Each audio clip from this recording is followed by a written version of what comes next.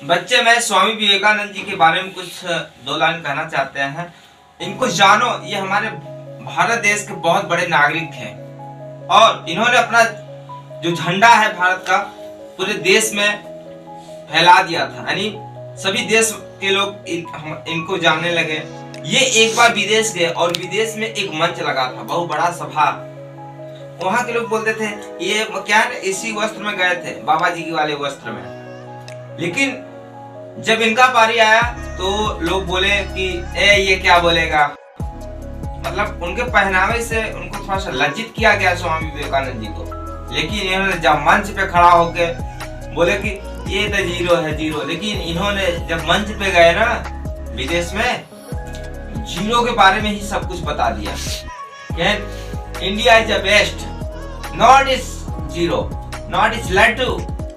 वहां अंग्रेजी में भाषा दिया और ऐसा ऐसा तार्किक प्रश्न दिए, वहां के सभी गुम रह गए। 24 आवर 24 घंटा तक इन्होंने स्पीच दिया इंडिया के बारे में, गोले के बारे में। इंडिया किसी गोला क्या है पता है, किसी संख्या के बाद जीरो लगा दो तो उसका 10 गुना वैल्यू बढ़ जाता है। वहां पे इन्होंने बहुत मतलब स्पीच दिए और सब लोग प्रफुल्लित हो गए, मतलब भावुक हो गए। इतना बड़ा ये साधु का रूप लेके आया आदमी, इतना मतलब बड़ा शब्द कर दिया।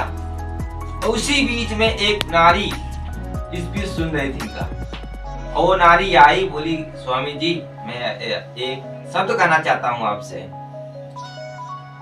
तो इन्होंने बोला बताइए माताएं क्या कहना चाहती हैं। आपने मुझे माता का के लज्जित मत करिए, आप मुझे अपना पति और पत्नी स्वीकार कर लीजिए। मतलब शादी करने के लिए मतलब जो नारी थी तैयार हो गई। इन्होंने कहा कि देखिए, इन्होंने तब स्वामी विवेकानंद जी बोले तुम मुझे क्यों मतलब अपना पति बनाना चाहती हो। तो जो नारी थी बोली कि देखिए मैं आप ही जैसा एक पुत्र उत्पन्न करना चाहती हूँ। उन्होंने बोला देखो इतना बड़ा शब्द बोल दिया।